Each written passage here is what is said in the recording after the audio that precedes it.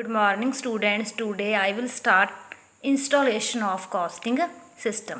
Firstly, we will discuss about various steps for installation. First point is objective to be achieved through the costing system. The costing system will be simple if the objective is only to determine cost, but it will have to be elaborate if the objective is to have information which will help management in exercising control and taking decisions. ਤਾਂ ਆਪਾਂ ਦੇਖੋ ਜੇ installation ਕਰਨਾ ਹੈ costing system ਆਪਣੇ ਇੱਕ organisation ਦੇ ਵਿੱਚ ਜਾਂ ਕਿਸੇ ਫੈਕਟਰੀ ਦੇ ਵਿੱਚ, ਜੇਕਰ ਆਪਣੇ ਕੋਸਟਿੰਗ ਸਿਸਟਮ ਨੂੰ ਇੰਸਟਾਲ ਕਰਨਾ ਹੈ ਤਾਂ ਫਸਟ ਆਬਜੈਕਟਿਵ ਆਪਣਾ ਕੀ ਹੋਣਾ ਚਾਹੀਦਾ? ਕੋਸਟਿੰਗ ਸਿਸਟਮ ਨੂੰ ਇੰਸਟਾਲ ਕਰਨ ਦੇ ਲਈ ਆਪਣਾ ਆਬਜੈਕਟਿਵ ਕੀ ਹੈ? ਕਿਉਂਕਿ ਆਪਾਂ ਨੂੰ ਪਤਾ ਦੇਖੋ ਤਿੰਨ ਹੀ ਸਟੈਪਸ ਹੁੰਦੇ ਨੇ। ਸਭ ਤੋਂ ਪਹਿਲਾਂ ਤਾਂ ਆਪਾਂ ਕੀ ਕਰਦੇ ਹਾਂ? To set the objective, then to get the objective, then to evaluate the performance. ਤਾਂ ਤਿੰਨੇ ਸਟੈਪ ਨੇ। ਸਭ ਤੋਂ ਪਹਿਲਾਂ ਤਾਂ ਆਪਾਂ ਆਪਣਾ ਆਬਜੈਕਟਿਵ ਕਿ ਉਹਨੂੰ ਸੈੱਟ ਕਰਦੇ ਹਾਂ, ਫਿਰ ਆਪਾਂ ਕੀ ਕਰਦੇ ਹਾਂ? ਉਸਨੂੰ ਅਚੀਵ ਕਰਨ ਦੇ ਲਈ ਐਫਰਟਸ ਲਗਾਉਂਦੇ ਹਾਂ। ਐਟ ਦੀ ਐਂਡ ਆਪਾਂ ਕੀ ਕਰਦੇ ਹਾਂ? ਇਵੈਲੂਏਸ਼ਨ ਕਰਦੇ ਹਾਂ, ਐਨਾਲਿਸਿਸ ਕਰਦੇ ਹਾਂ ਵੀ ਜੋ ਆਬਜੈਕਟਿਵ ਦੇ ਲਈ ਆਪਾਂ ਇਹ ਚੀਜ਼ ਲਈ ਤਾਂ ਉਹ ਫੁੱਲਫਿਲ ਹੈ ਜਾਂ ਨਹੀਂ ਹੈ। ਤਾਂ ਜੇਕਰ ਆਪਾਂ ਨੇ ਕੋਸਟਿੰਗ ਸਿਸਟਮ ਨੂੰ ਇੰਸਟਾਲ ਕਰਨਾ ਤਾਂ ਫਸਟ ਸਟੈਪ ਕੀ ਹੈ? ਆਬਜੈਕਟਿਵ ਆਪਾਂ ਨੇ ਕੀ ਕਰਨਾ? ਅਚੀਵ ਕਰਨਾ। ਆਪਾਂ ਕੋਸਟਿੰਗ ਸਿਸਟਮ ਅਡੋਪਟ ਕਿਉਂ ਕਰ ਰਹੇ ਹਾਂ, ਇੰਸਟਾਲ ਕਿਉਂ ਕਰ ਰਹੇ ਹਾਂ ਆਰਗੇਨਾਈਜੇਸ਼ਨ ਦੇ ਵਿੱਚ। Then second point is studying the existing organization and routine. Existing organisation ਦਾ ਮੀਨਿੰਗ ਕੀ ਹੋਇਆ? ਐਗਜ਼ਿਸਟਿੰਗ ਪੈਟਰਨ ਜੋ ਚੱਲ ਰਿਹਾ ਹੈ, ਪ੍ਰੈਜੈਂਟ ਕਨਸੈਪਟ। ਜੇ ਆਪਾਂ ਪ੍ਰੈਜੈਂਟ ਸਿਨੈਰੀਓ ਦੇਖੀਏ ਜੇ ਆਪਾਂ ਇੱਕ ਆਰਗੇਨਾਈਜੇਸ਼ਨ ਦਾ, ਤਾਂ ਉਸ ਦੇ ਅਕੋਰਡਿੰਗ ਆਪਾਂ ਕੀ ਕਰ ਸਕਦੇ ਹਾਂ? ਕੋਸਟਿੰਗ ਸਿਸਟਮ ਨੂੰ ਇੰਸਟਾਲ ਕਰ ਸਕਦੇ ਹਾਂ। In this connection the points to be noted are the nature of the business, operations or process carried on, extent of responsibility, authority attached to various ਫੰਕਸ਼ਨਰੀਜ਼।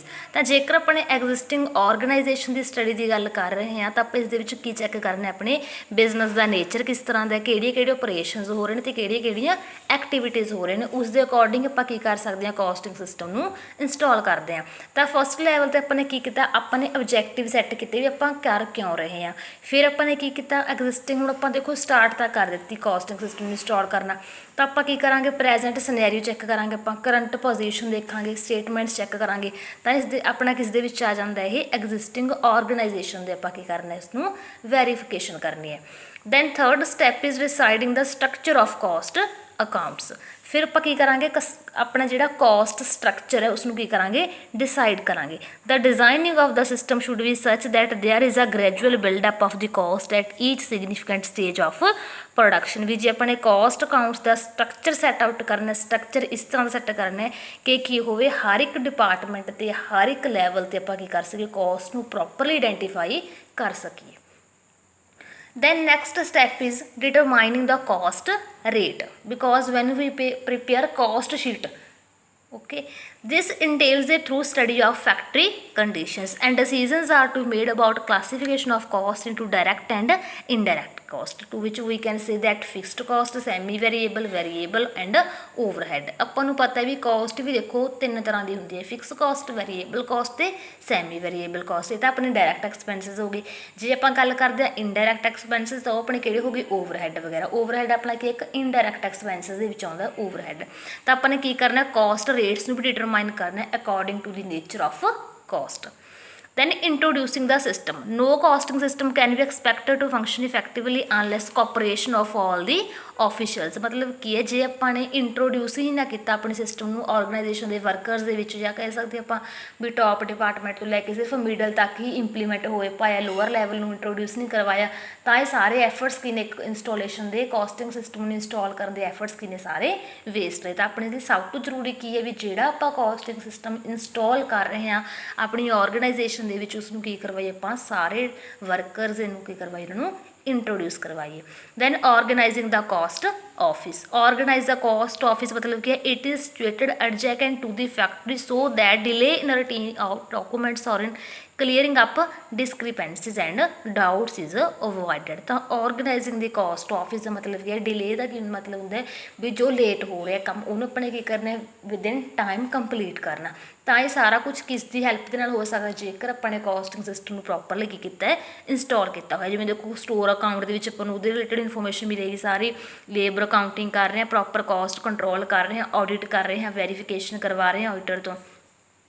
Then relationship of cost office to other departments. ਦੇਖੋ ਆਪਾਂ ਗੱਲ ਕਰ ਰਹੇ ਵੀ top to lower level 'ਤੇ ਆਉਣਾ, ਆਪਾਂ ਨੇ ਇਹ ਨਹੀਂ ਵੀ ਟੌਪ ਤੋਂ ਸਿਰਫ ਮਿਡਲ ਤੱਕ ਇੰਪਲੀਮੈਂਟ ਹੋ ਪਾਇਆ, ਆਪਾਂ ਨੇ ਕੀ ਰੱਖਣਾ ਰਿਲੇਸ਼ਨਸ਼ਿਪ ਰੱਖਣਾ ਟੌਪ ਤੋਂ ਲੈ ਕੇ ਲੋਅਰ ਲੈਵਲ ਤੱਕ ਆਪਸ ਦੇ ਵਿੱਚ।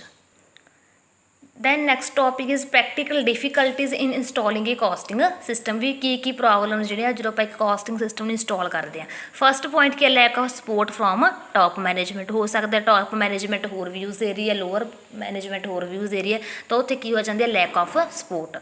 Next point is resistance from the existing accounting staff. Resistance ਉਹ ਟਰਮ ਹੁੰਦੀ ਹੈ ਜਦੋਂ ਕੀ ਆ ਆਪਾਂ ਕੁਛ ਨਵੀਂ ਚੀਜ਼ ਨੂੰ ਫੋਲੋ ਕਰਨ ਤੋਂ ਕੀ ਕਰ ਦਿੰਦੇ ਆ, ਰਿਸਟ੍ਰਿਕਟ ਕਰ ਦਿੰਦੇ ਆ, ਪ੍ਰੋਹਿਬਿਟ ਕਰ ਦਿੰਦੇ ਆ, ਮਨਾ ਕਰ ਦਿੰਦੇ ਆ, ਤਾਂ ਉਹਦੇ ਰੈਸਿਸਟੈਂਸ ਟੂ ਨਿਊ ਸਿਚੁਏਸ਼ਨਸ।